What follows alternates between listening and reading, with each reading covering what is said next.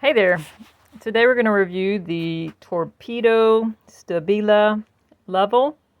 This is a great, really kind of entry level for the more expensive levels. If you're just leveling picture hangings and stuff, this will do a great job. This is magnetic, so it holds on metal things pretty well. It's a very strong magnet. It's